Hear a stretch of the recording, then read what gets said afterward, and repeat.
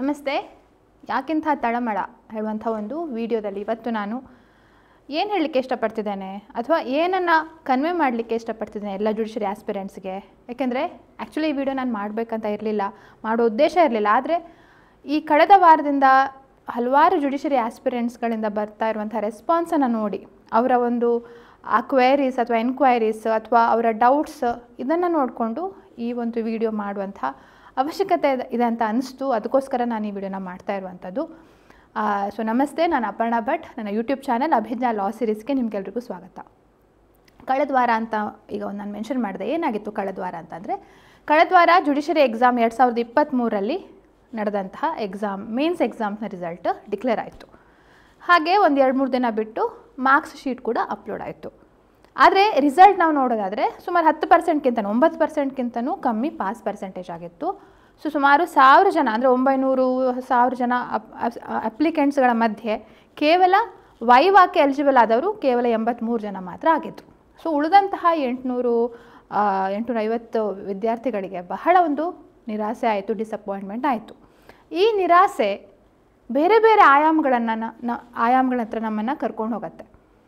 ಆ ನಿರಾಸೆ ಹೇಳುವಂಥ ಫೀಲಿಂಗು ಅದು ಫಿಸಿಕಲಿಗೆ ಹೋಗ್ಬೋದು. ಫಿಸಿಕಲ್ ನಮ್ಮ ಆಯಾಸಕ್ಕೆ ಅಥವಾ ಏನು ಮಾಡದೇ ಇರುವಂಥ ಇಂಟ್ರೆಸ್ಟ್ಗೆ ಯಾವುದು ಬೇಡ ಹೇಳುವಂಥ ಒಂದು ಆ ಫೀಲಿಂಗಿಗೆ ಕರ್ಕೊಂಡು ಹೋಗ್ಬೋದು.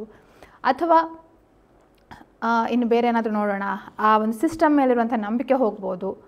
ಸೊ ಹೀಗೆ ಹಲವಾರು ರೀತಿಯ ನಮ್ಮ ಮಾನಸಿಕ ಥಾಟ್ಸ್ಗಳು, ಮನಸ್ಸಿನ ಯೋಚನೆಗಳು ಬೇರೆ ಬೇರೆ ಆಯಾಮಗಳನ್ನು ಹುಡುಕೊಂಡು ಹೋಗುವಂಥ ಸಾಧ್ಯತೆ ಇರುತ್ತೆ.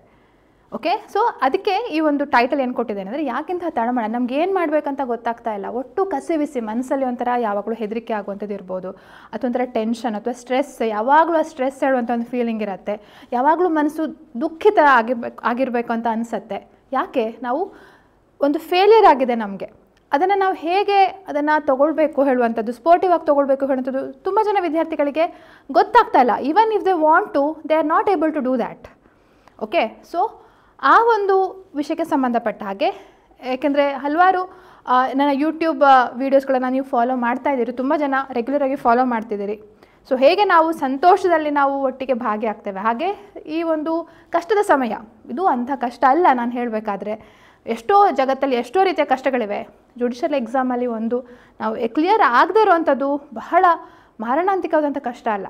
ಆದರೂ ಸಹ ನಮ್ಮ ಒಂದು ಗೋಲಿಗೆ ತಕ್ಕನಾಗೆ ಇರುವಂತಹ, ನಮಗೆ ಮಾಡಲಿಕ್ಕಾಗದೇ ಇರುವಂಥದ್ದಕ್ಕೆ ನಮ್ಮ ಏಜಿಗೆ ತಕ್ಕಾಗೆ, ನಮ್ಮ ಎಕ್ಸ್ಪೀರಿಯನ್ಸ್ ತಕ್ಕಾಗೆ ನಿಮ್ಮ ಅನುಸಾರವಾಗಿ ಅದು ಕಷ್ಟನೇ ಅನಿಸಿರ್ಬೋದು. ನಿಮಗೆ ಈ ಪರಿಸ್ಥಿತಿ ಕಷ್ಟದ ಪರಿಸ್ಥಿತಿ ಅನಿಸಿರ್ಬೋದು.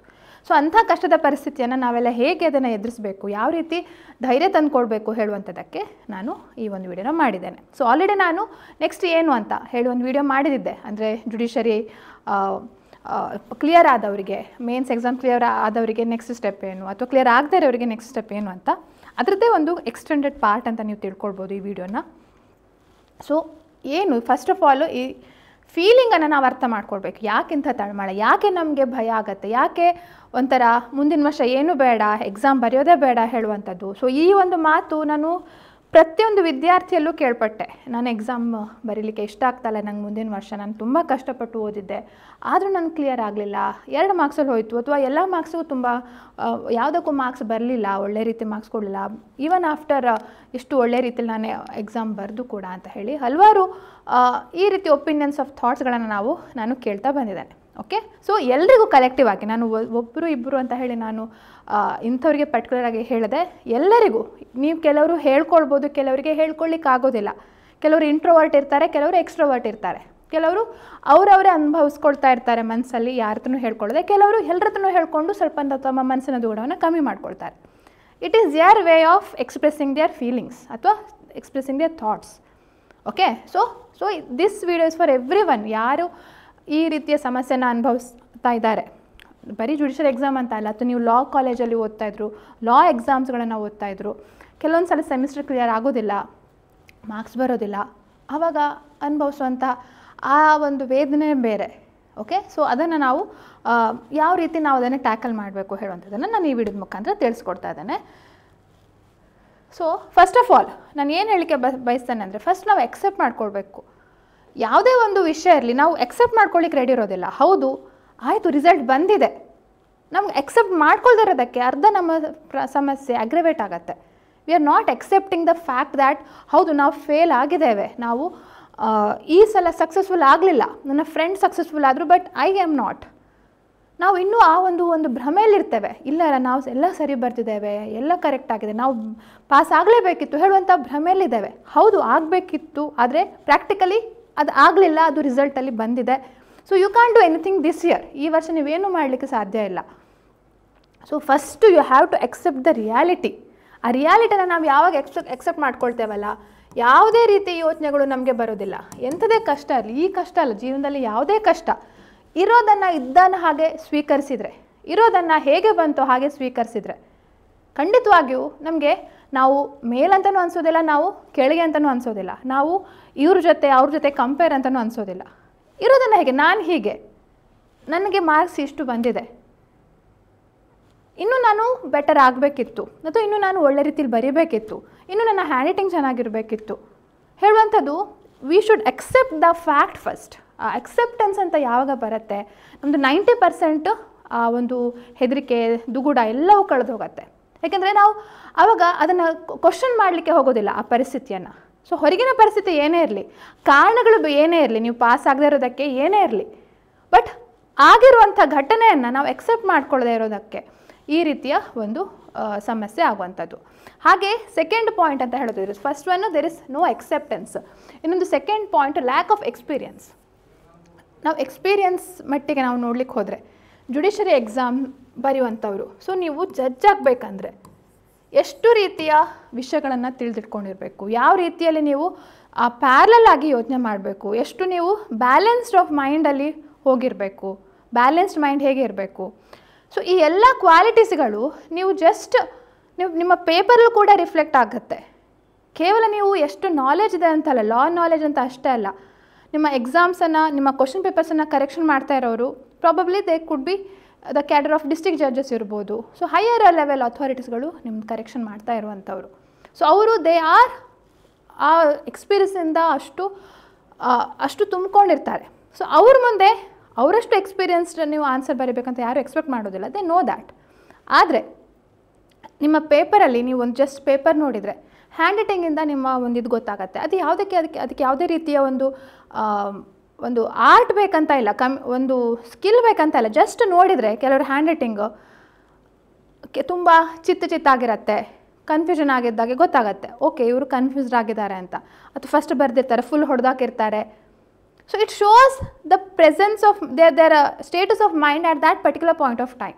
ಆ ಸಮಯದಲ್ಲಿ ಅವರ ಮನಸ್ಸು ಹೇಗಿತ್ತು ಹೇಳುವಂಥದ್ದನ್ನು ತೋರಿಸುವಂಥದ್ದು, ಅದು ರಿಫ್ಲೆಕ್ಟ್ ಮಾಡುತ್ತೆ. ಓಕೆ, ಸೊ ಹಾಗೆ ಹೇಳಿದ್ದನ್ನೇ ತುಂಬ ಸಲ ರಿಪೀಟ್ ಮಾಡ್ತಾ ಇರ್ತೀರಿ. I am not speaking about your knowledge. Legal knowledge ನೀವು ಪಾಯಿಂಟ್ ಬರೆದಿರ್ಬೋದು, ಆದರೆ ಹೇಗೆ ಬರೆದಿದ್ದೀರಿ, ಆ ಹ್ಯಾಂಡ್ ರೈಟಿಂಗ್ ಎಷ್ಟು ಅವರಿಗೆ ಓದಲಿಕ್ಕೆ ಕಷ್ಟ ಇತ್ತು. ಹಾಗೆ ಪ್ಲಸ್ ಆ ಎಕ್ಸ್ಪೀರಿಯನ್ಸ್ ನಾವು ನೋಡ್ಲಿಕ್ಕೆ ಹೋದರೆ ತುಂಬ ಜನ ಜಸ್ಟ್ ಲಾ ಗ್ರ್ಯಾಜುಯೇಟ್ಸ್, ನೀವು ಲಾ ಗ್ರ್ಯಾಜುಯೇಟ್ಸ್ ಆಗಿರ್ತೀರಿ, ಅಥವಾ 1-2 ವರ್ಷ ಆಗಿರ್ತೀರಿ ಎಕ್ಸಾಮ್ ಬರೆದವರು. ಓಕೆ, ಸೊ ಫೈನಲಿ ನಾವು ನೋಡ್ಲಿಕ್ಕೆ ಹೋದರೆ ನೀವು ಲಾ ನಾಲೆಜಲ್ಲಿ ಒಳ್ಳೆ ಮಾರ್ಕ್ಸ್ ಎಲ್ಲ ತೊಗೊಂಡಿರ್ಬೋದು. ನೀವು LLBಯಲ್ಲಿ ಒಳ್ಳೆ ಮಾರ್ಕ್ಸಲ್ಲಿ ಕ್ಲಿಯರ್ ಆಗಿರ್ಬೋದು, ಅಥವಾ 10th PUCಲಿ ನಾವು ಕೆಲಸ ಏನು ಮಾಡ್ತೇವೆ, 10th standard marks, PUC marks card ಕೂಡ ನಾವು ನೋಡ್ತೇವೆ. ಅಷ್ಟು ಬ್ರಿಲಿಯಂಟ್ ಸ್ಟೂಡೆಂಟ್, ಇದ್ರಲ್ಲಿ ಪಾಸ್ ಆಗಲೇಬೇಕಿತ್ತಂತ. ಹೌದು, ದಿಸ್ ಈಸ್ ಏನು ನಿಮ್ಮನ್ನು ಜಡ್ಜ್ ಪೋಸ್ಟ್ಗೆ ಅಪಾಯಿಂಟ್ ಮಾಡುವಂಥ ಒಂದು exam. Okay, so everything will be counted. ಪ್ರತಿಯೊಂದು ವಿಷಯವೂ ಸಹ ನೀವು ಯಾವ ರೀತಿ ಆ ಆನ್ಸರನ್ನು ಬರಿತೀರಿ, ಅದನ್ನು ಹೇಗೆ ಅಪ್ರೋಚಿಗೆ ತೊಗೊಂಡು ಹೋಗ್ತೀರಿ, ಹೇಗೆ ಜನರಿಗೆ ಕನ್ವೆ ಮಾಡ್ತೀರಿ. ಉದಾಹರಣೆಗೆ ಜಜ್ಮೆಂಟ್ ರೈಟಿಂಗ್ ಆದರೆ ಯಾವ ರೀತಿಯಲ್ಲಿ ಕನ್ವೆ ಮಾಡ್ತೀರಿ, ಆ ಹ್ಯಾಂಡ್ ರೈಟಿಂಗ್ ಹೇಗೆ, ಎಷ್ಟು ಬ್ರೀಫಾಗಿ ಹೇಳ್ತೀರಿ, ಅಥವಾ ಅದನ್ನೇ ಎಷ್ಟು ಸಲ ಹೇಳಿದ್ದನ್ನೇ ರಿಪೀಟ್ ಮಾಡುವಂಥ ಪೇಪರ್ ತುಂಬಿಸ್ಲಿಕ್ಕೆ ಹೋಗ್ತೀರಿ. ಹೊಸ ಇನೋವೇಟಿವ್ ಐಡಿಯಾ ಇರೋದಿಲ್ಲ. ಸೊ ಅದೆಲ್ಲವೂ ಕೂಡ ಕೌಂಟ್ ಆಗುತ್ತೆ.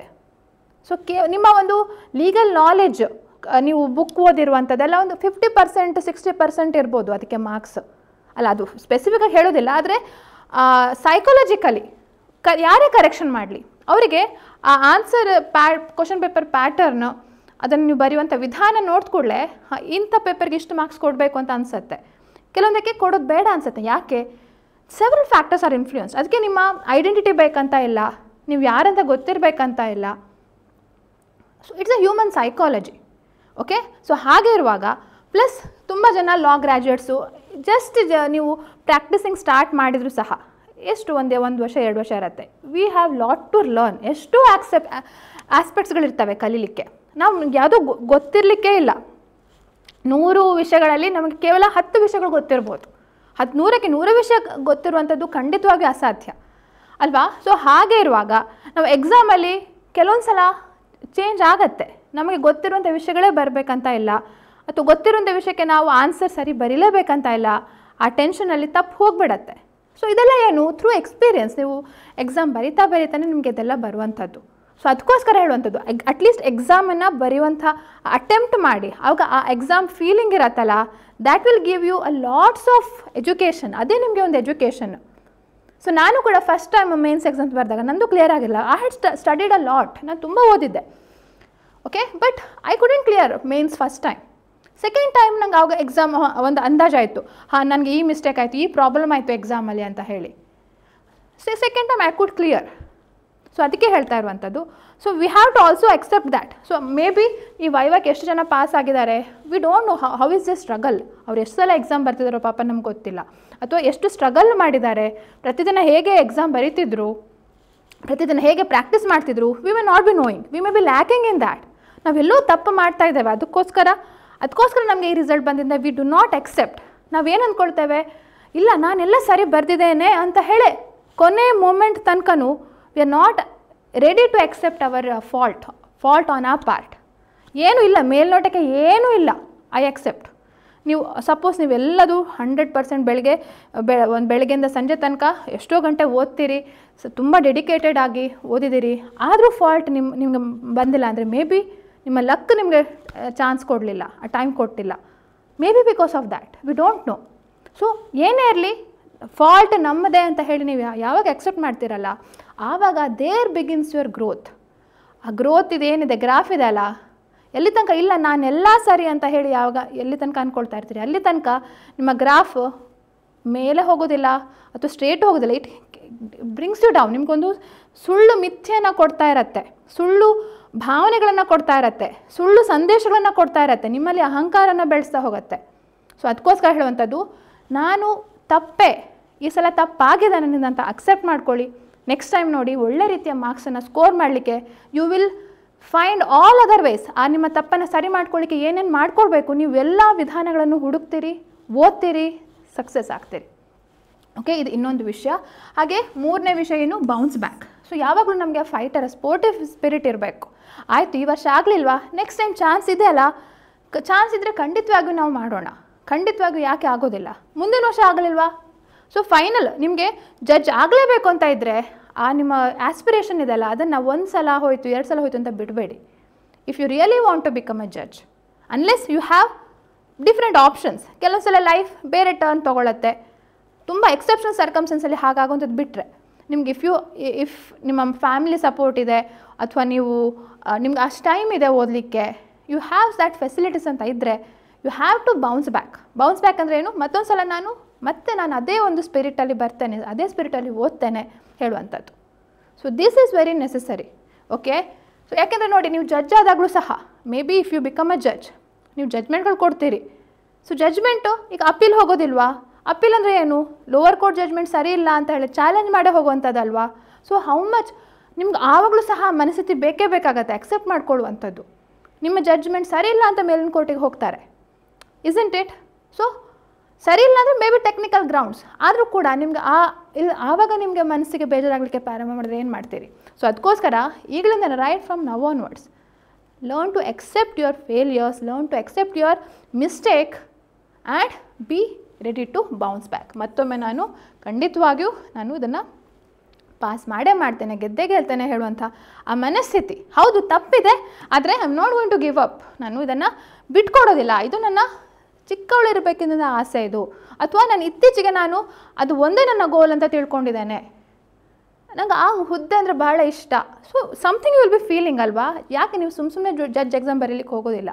ಮೇ ಬಿ ಯಾವುದೋ ಒಂದು ಇನ್ಸ್ಪಿರೇಷನ್ ಇರುತ್ತೆ, ಯಾವುದೋ ಒಂದು ಕಾರಣ ಇರುತ್ತೆ, ಯಾವುದೋ ಒಂದು ಆಸೆ ಇರುತ್ತೆ, ಯಾವುದೊಂದು ಕನಸಿರುತ್ತೆ, ಅದನ್ನು ಪೂರೈಸಲಿಕ್ಕೆಲ್ಲ ಹೋಗುವಂಥದ್ದು. How can you give up on your dreams so easily? ಅಷ್ಟು ಸುಲಭವಾಗಿ ಹೇಗೆ ಬಿಟ್ಕೊಡ್ತೀರಿ, ಇಸಂಟ್ ಇಟ್? ಸೊ ಹಾಗಿರುವಾಗ ಮತ್ತು ನೀವು you have to start studying. ಇನ್ನೂ ಏನು ಟೈಮ್ ಆಗಲಿಲ್ಲ, ಜನವರಿ ಎಕ್ಸಾಮ್ 3-4 ತಿಂಗಳಲ್ಲಿ ಬಂದರು, 6 ತಿಂಗಳಲ್ಲಿ ಬಂದರು, ಡು ನಾಟ್ ವರಿ. ಹೇಗೆ ಬಂದರು, ಎಕ್ಸಾಮ್ ಹೇಗೆ ಬಂದರೂ ಎಕ್ಸೆಪ್ಟ್ ಮಾಡಿ, ನಿಮ್ಮ ಪ್ರಿಪ್ರೇಷನ್ನು ಸದಾ ನಿರಂತರವಾಗಿ ಹರಿತಾ ಇರಲಿ, ಯಾವಾಗಲೂ ಆಗ್ತಾ ಇರಬೇಕು. ದಿನಕ್ಕೆ ಟೈಮ್ ಇಲ್ವಾ, ಒಂದು ಸೆಕ್ಷನ್ ಆದರೂ ಓದಿ, ಅಥವಾ ಯಾವುದೋ ನ್ಯೂಸ್ ಪೇಪರ್ ರಿಪೋರ್ಟ್ ಓದಿ, ಅದು ಸುಪ್ರೀಂ ಕೋರ್ಟ್ ಜಡ್ಜ್ಮೆಂಟ್ ಹೀಗಾಯಿತು ಅಂತ ಹೇಳಿ ನ್ಯೂಸ್ ಬಂದಿದೆ ಅದನ್ನು ಓದಿ. ಆ ಪ್ರಿಪ್ರೇಷನ್ಗೆ ಬ್ರೇಕ್ ಆಗಬಾರ್ದು ಅಷ್ಟೇ, ಅದು ಕಂಟಿನ್ಯೂಸ್ ಆಗಿ ಹರಿತಾ ಇರಬೇಕು ಒಂದು ರಿಸಲ್ಟ್ನ ಕಾರಣಕ್ಕೋಸ್ಕರ. Okay, so this was what I wanted to convey. So ಯಾವುದೇ ಒಂದು ನಿಮಗೆ ತಳಮಳ ಇರುತ್ತೆ, ಬಹಳಷ್ಟು ಫೀಲಿಂಗ್ಸ್ ಇರುತ್ತೆ, ಬಹಳಷ್ಟು which cannot be explain to anyone, ಯಾರಿಗೂ ಅರ್ಥ ಆಗೋದಿಲ್ಲ. ಈಗ ನಾನು ಇಲ್ಲಿಷ್ಟು ಮಾತಾಡ್ತಿದ್ದೇನೆ ಅಂತ ಹೇಳಿ ನಂಗೆ ನಿಮ್ಮ ಎಲ್ಲರ ಪರ್ಸ್ನಲ್ ಫೀಲಿಂಗ್ಸ್ ನಂಗೆ ಅರ್ಥ ಆಗಿರಲಿಕ್ಕಿಲ್ಲ ಮೇ ಬಿ, ಆದರೆ ನಿಮಗಿಂತ ಅರ್ಥ ಮಾಡ್ಕೊಳ್ಳೋರು ಯಾರು ಇರ್ತಾರೆ ನಿಮ್ಮನ್ನು. ಸೊ ಏನೇ ಇರಲಿ, ನೆಕ್ಸ್ಟ್ ಟೈಮು ಇನ್ನೂ ಒಂದು 200% ಎಫರ್ಟ್ ಒಟ್ಟಿಗೆ ನಾನು ಖಂಡಿತವಾಗಿಯೂ ಪಾಸ್ ಆಗ್ತಾನೆ. V don't no, let's leave the results. ಭಗವದ್ಗೀತೆಯಲ್ಲಿ ಏನು ಹೇಳ್ತಾರೆ, ಕರ್ಮಣ್ಯವಾಧಿಕಾರಸ್ತು ಮಾ ಫಲೇಷು ಕದಾಚನ ಅಂತ ಹೇಳುವಂಥದ್ದು ಸುಮ್ಮನೆ ಹೇಳಿಲ್ಲ, ಸುಮ್ಮನೆ ಹೇಳಿರೋದಿಲ್ಲ, ಅಥವಾ ಸುಮ್ಮನೆ ಅದನ್ನು ಫಾಲೋನೂ ಮಾಡ್ತಾ ಇಲ್ಲ. ನಿಮ್ಮ ಕೆಲಸ ನೀವು ಮಾಡಿ, ರಿಸಲ್ಟನ್ನು ದೇವರಿಗೆ ಬಿಟ್ಬಿಡಿ. ಕೆಲವರು ದೇವರನ್ನು ನಂಬೋದಿಲ್ಲ, ಲೀವ್ ಇಟ್ ಟು ದ ನಿಮ್ಮ ಕೆಲಸ ಮಾಡಿ ಅಷ್ಟೇ. ದೇವರಂದರೆ ಏನು, ಯಾವುದೇ ಒಂದು ಧರ್ಮ ಅಂತ ಅಲ್ಲ, ಆ ಒಂದು ನ್ಯಾಚುರಲ್ ಫೋರ್ಸ್ ಖಂಡಿತವಾಗಿಯೂ ಇದ್ದೇ ಇರುತ್ತೆ. ಪ್ರತಿಯೊಬ್ಬರನ್ನು ಮುನ್ನಡೆಸುವಂಥ ಶಕ್ತಿ ಯಾವುದೇ ಧರ್ಮದವರಿಗಾದರೂ ಇದ್ದೇ ಇರುತ್ತೆ, ಅದು ಖಂಡಿತವಾಗಿಯೂ ನೋಡ್ಕೊಳ್ಳುತ್ತೆ. ಓಕೆ, ಸೊ ಅದಕ್ಕೋಸ್ಕರ ಹೇಳ್ತಾ ಇರುವಂಥದ್ದು, ಜಡ್ಜ್ ಎಕ್ಸಾಮ್ ಏನೇ ಇರಲಿ, ರಿಸಲ್ಟ್ ಏನೇ ಇರಲಿ, ನೀವು ಪಾಸು ಆಗಿರಲಿ ಫೇಲು ಆಗಿರಲಿ, ಪಾಸ್ ಆದವ್ರಿಗೂ ಸಹ ವೈವಾ ಇದೆ, ಅದಕ್ಕೂ ಕೂಡ ಒಳ್ಳೆ ರೀತಿ ಪ್ರಿಪರೇಷನ್ ಮಾಡ್ಕೊಳ್ಳಿ ಅಂತ ಹೇಳ್ತಾ ಇವತ್ತಿನ ವಿಡಿಯೋ ಮುಗಿಸ್ತಾ ಇದ್ದೇನೆ. ಹಾಗೆ ನಮ್ಮ ಜುಡಿಷಿಯಲ್ ಕೋರ್ಸಿಗೆ ಸಂಬಂಧಪಟ್ಟ ಹಾಗೆ ಅಭಿಜ್ಞಾ ಲಾ ಸೀರೀಸ್ ಆ್ಯಪ್ ಇದೆ, ಹಾಗೆ www.abhijnalegal.in ಅಂತ ಇದೆ. ಇನ್ನೂ ಏನಾದರೂ ಡೌಟ್ಸ್ ಇದ್ದರೆ 9036201870 ಈ ನಂಬರ್ಗೆ ನೀವು ಕಾಂಟ್ಯಾಕ್ಟ್ ಮಾಡಿ ಕೇಳ್ಬೋದು ಅಂತ ಹೇಳ್ತಾ ಈ ವಿಡಿಯೋನ ಮುಗಿಸ್ತಾ ಇದ್ದೇನೆ. Keep watching. Thank you. ನಮಸ್ತೆ.